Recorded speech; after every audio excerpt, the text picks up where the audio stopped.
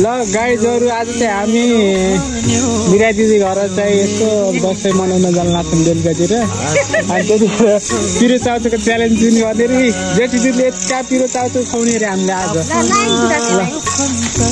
गाइजहरु ल हेलो गाइजहरु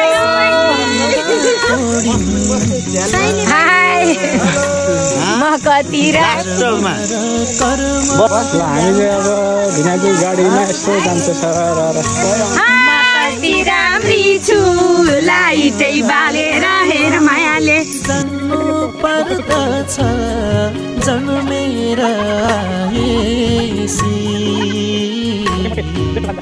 बिहान भरि घरमा बसेर टिकाटाला गऱ्यो अनि त्यसपछि साँझ पख माइत आयो। माइत आएर बिहान भरि पैसा बोकेर टक्कसँग घर जाँदै अहिले चाहिँ रातिको 10:30 बजेको लगभग 11 बज्न लाग्छ। पराएर चाहिँ भाइसँग तीनजना छोराछोरी गरेर कस्तो गाह्रो हुन्थ्यो बाइकमा। अहिले चाहिँ यहाँ जेठो भिनाजुले गाडी किनेको हुनाले यहाँ गाडीको मालिक यी चाहिँ गाडीकी सामुन हाम्रो जेठी दिदी बनाउने हौ ठुलै म त छैन घर त ठुलै पार्कले चिरेको मनभित्रै पसी झ्यालैमा बसी अलबन्दी गुनेर देउनी लौ मनभित्रै पसी झ्यालैमा बसी गाउँ घरमा आइपुग्यो नेपाली जनको आँगनमा आइपुग्यो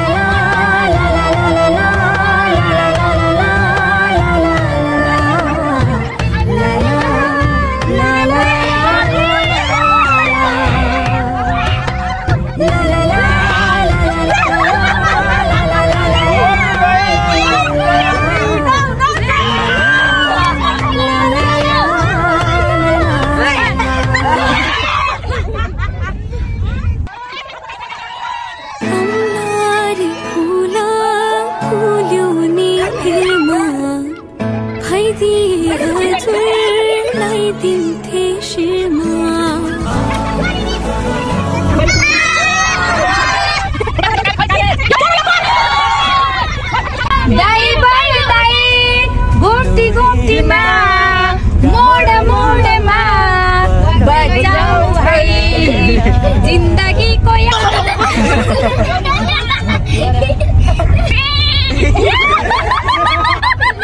जस्तो भए नि बरै के भो मलाई भाषाको लिम्बुमा मेरो ल फाइनली हामी चाहिँ दिदी घर आइपुग्यौँ है।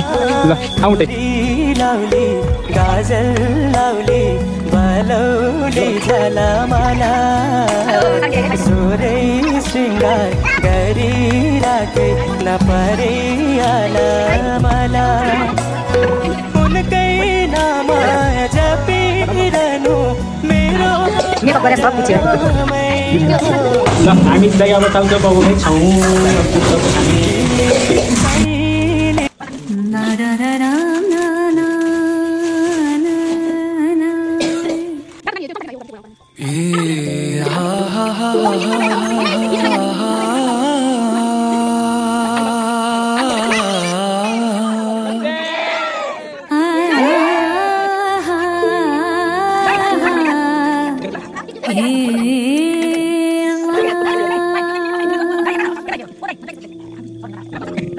जोना हेर्नु तिमी माथि माथि सागरको जोना हेर्नु तिमी माथि माथि सागर